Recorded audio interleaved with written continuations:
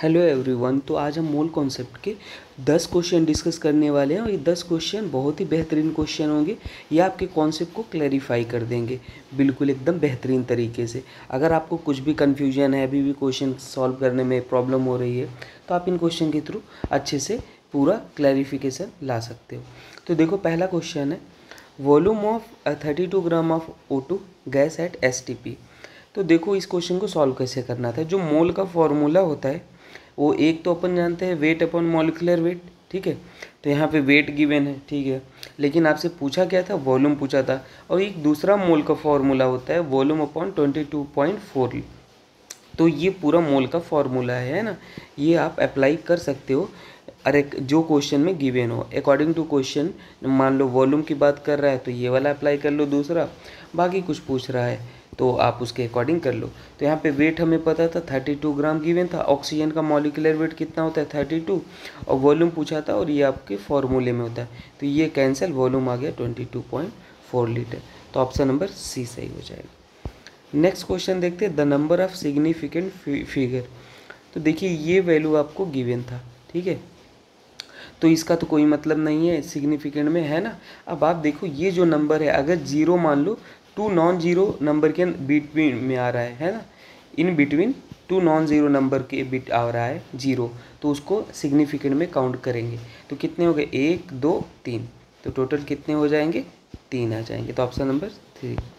Next देख लेंगे, विच of the following is correct relation. तो देखो, एक पिकोमीटर बराबर कितना होता है 10⁻⁻12 मीटर, और एक नैनोमीटर बराबर होता है 10⁻⁹ मीटर, और एक एंगस्ट्रॉम बराबर 10⁻⁻10 मीटर, और एक ग्राम बराबर 1000 मिलीग्राम। तो बस ऑप्शन करेक्ट कौन सा है, फर्स्ट करेक्ट दिख रहा है, ठीक है। आइए नेक्स्ट क्वेश्चन को सॉल्व कर लेते हैं। देखिए नेक्स्ट क्वेश्चन है, an element Y has 2 isotope, ठीक है, Y2 and Y22, the percentage abundance of Y2 and ये 90% and 10%, what is the average atomic mass. तो जो एवरेज एटॉमिक मास होता है डियर, वो डायरेक्ट फार्मूला होता है परसेंटेज अबंडेंस और उसके बाद M1 और M2 into percentage abundance for 2 और डिवाइड बाई 100 कर दो बस। तो देख लो यहाँ पे आपको कितना गिवन है, एक में 90% गिवन है और पहले में जो मास गिवन है कितना है 20, और दूसरे केस में परसेंटेज अबंडेंस 10 है और मास गिवन है 22, तो डिवाइड बाई 100 आ गया 20.2%। तो बस ऑप्शन नंबर सी, बहुत ही सिंपल क्वेश्चन था ये तो।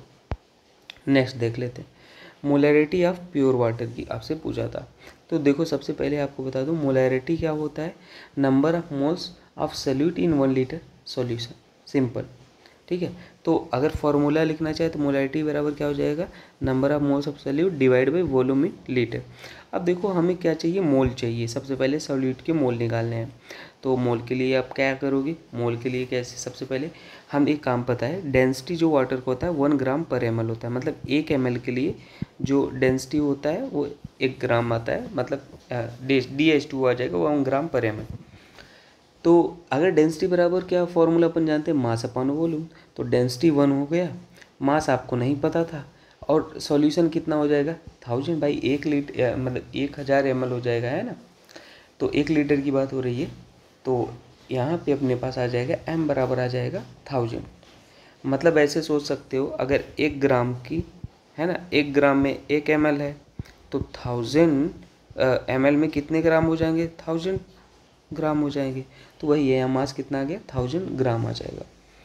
अब मोलर मास ऑफ वाटर 18 होता है, मोल्स ऑफ H2O निकाल लेंगे, वेट निकल आया, मास कितना है 1000 और 18 का मोलर मास कितना होता है वाटर का 18, तो ये 55 पॉइंट इतना मोल आ गया।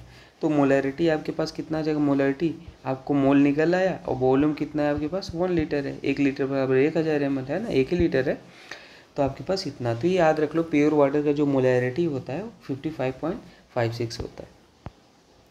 अब यह if density of 2 molar solution इतना गिवन है, then which of the following statement is correct. चलो निकाल लेते हैं, करेक्ट पूछा है तो मोलैरिटी 2 है, इसका मतलब क्या होगा, अच्छा वाटर का डेंसिटी यहाँ पे गिवन है 1.2, इसको ग्राम पर एम लीटर सेंटीमीटर में है, तो लीटर में चेंज कर लेंगे तो मल्टीप्लाई कर लिए भाई, तो ये अपने पास हो गया अब 1200 ग्राम पर लीटर, है ना। अब ध्यान से देखना, सॉल्यूट आपकी इतना गिवन है, इसका मॉलिक्यूलर वेट कितना है 106 है, तो मास ऑफ 1 लीटर सोल्यूशन आपके पास कितना हो जाएगा, ये आपके पास गिवन है ना 1 लीटर, ये देखो 1 लीटर है ना, तो 1200 ग्राम गिवन है। अब देखो वो x सेंटीमीटर क्यूब लिख लो या 1 ml लिख लो, है ना, तो 1 ml में इतना था, तो 1 पॉइंट हमें तो कितने निकाल 1 लीटर में निकालना था, तो इतना हो जाएगा मल्टीप्लाइड 1000। तो यहाँ पे अपने पास डेंसिटी बराबर मास अपॉन वॉल्यूम हो जाएगा, और डेंसिटी आपको पता था, मास निकालना था, तो मास अपने पास कितना आ जाएगा, यहाँ से निकाल लेंगे मल्टीप्लाई करके, है ना, वही ये जो मास अपन ने यहाँ डायरेक्ट लिख दिया था, यहाँ से मल्टीप्लाई करके आप लिख लो 1000, है ना। अब देखो मोलैरिटी 2 है, इसका मतलब 2 मोल सोल्यूट के होंगे इन 1 लीटर सोल्यूशन।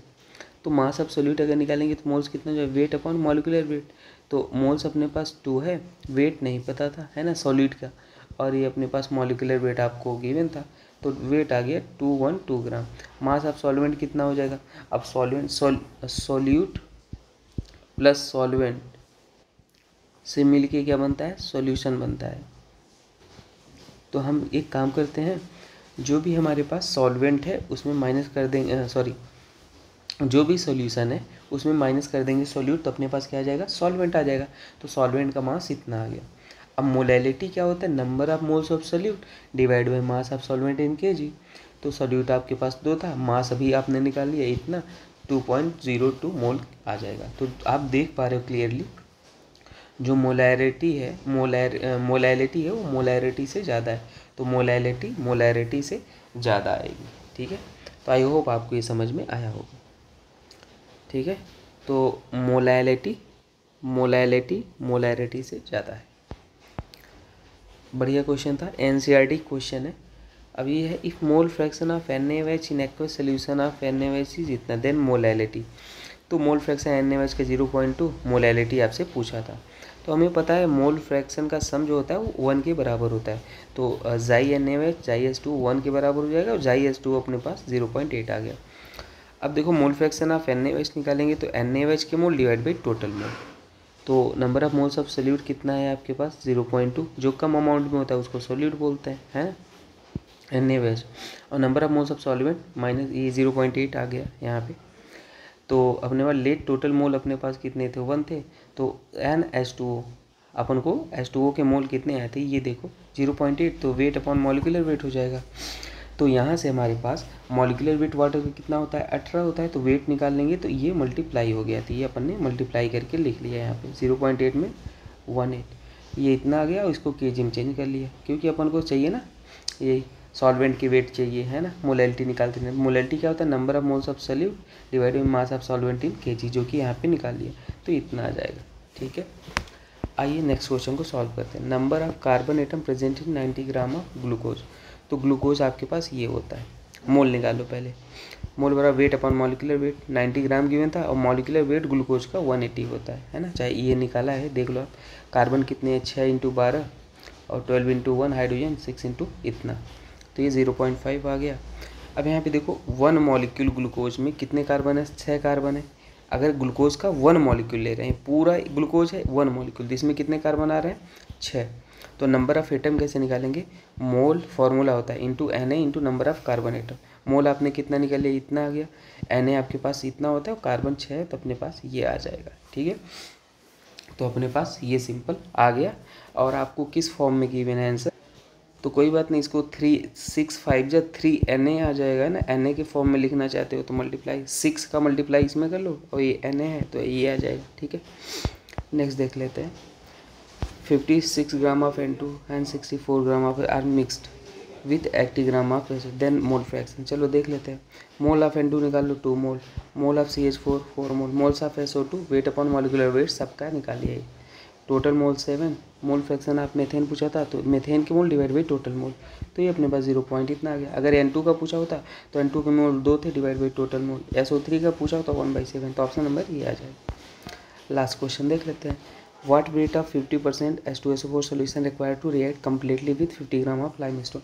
अच्छा दोस्तों, ये जो प्रॉपर सोल्यूशन वो अपलोड होता है वो i18 थिंकिंग चैनल पे अपलोड होता है, वहाँ पे सॉल्व करके यहाँ पे क्विक रिवीजन टाइप अपलोड करते हैं ना, जल्दी से। तो अगर आपको डिटेल में सिस्टमेटिक वे में सब कुछ चाहिए तो i18 थिंकिंग पे में है। और नीट का जो पेपर आया था ना 2025 में, मैंने जो 2 महीने में क्वेश्चन कराए थे 99% वही क्वेश्चन आए थे। इसका प्रूफ मैंने डाला है यूट्यूब पे i18 थिंकिंग पे, आप जाके देख लो। और अभी हम कंटेंट रेडी कर रहे हैं दिशा इस बार, अब 2 महीने पहले दिया था 2025 में, अब तो 1 साल पहले रेडी कर रहे हैं कंटेंट, तो सोचो क्या ही होने वाला है।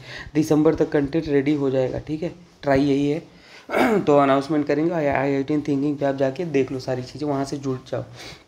और मेंटरशिप प्रोग्राम एक लॉन्च है, जिसको कोई प्रॉब्लम आ रही है, कुछ भी दिक्कत आ रही है, जो डेडिकेटेड वे में पढ़ाई कर रहा है तो ज्वाइन कर सकता है, 99 रुपीज़ का है ना। और ये फ्री है, अगर जो अफोर्ड नहीं कर सकता, तो पहली बार अपन ये कर रहे हैं, तो आप 1 to 1 इंटरेक्ट कर सकते हो हमसे, कुछ जो भी दिक्कत आ रही है। बाकी जो लॉन्च हो जाएगा दिसंबर तक कंटेंट, उसको अभी जो पढ़ रहे हो वहाँ पर जो हो जाएगा ना, उसको कर लेना, वहाँ से बाहर कुछ नहीं आएगा। ये देख लो। तो ये आपको सबसे पहले फार्मूला देख लो, what weight of 50% H2SO4 required to completely react. Limestone ये होता है, इसको रिएक्शन हो रहा है, तो अपने पास ये बनता है ना, याद रख लो रिएक्शन।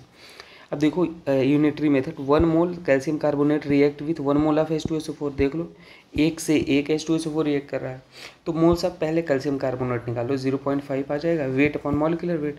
तो 1 mole calcium carbonate react with 1 mole H2SO4, तो एक टॉफ़ी का प्राइस 1 रुपये है, तो 2 टॉफ़ी का प्राइस 2 रुपये, तो 1 mole calcium carbonate 1 mole H2SO4 से रिएक्ट कर रहा है, तो 0.5 मोल कैल्शियम कार्बोनेट 0.5 मोल H2SO4 से रिएक्ट करेगा। अब moles of H2SO4 wait upon molecular wait, आपको मोल पता चल गया यहाँ पे, वेट अपॉन मॉलिक्यूलर वेट 98 होता है H2SO4 का, तो वेट इतना आ गया।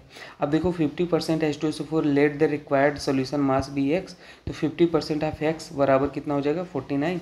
तो अब यहाँ पे क्या करना है आपको, मैं जल्दी से बता देता हूँ थोड़ा सा आपको। देखो यहाँ बोला है वाट वेट ऑफ 50%, तो हम मान लेते हैं x वेट मान लेते हैं, let 50% H2SO4 let the required solution mass भी x, 50% के लिए x मान लिया, तो 50% x आपके पास कितना हो जाएगा 49, ये वेट आपने निकाला हुआ है जो, तो 50/100 हो जाएगा परसेंटेज, इंटू ऑफ मतलब इंटू, और ये 49, तो x बराबर 98 आ जाएगा, ऑप्शन ए। बाकी मिलते हैं नेक्स्ट वीडियो में दोस्तों, ठीक है, थैंक यू।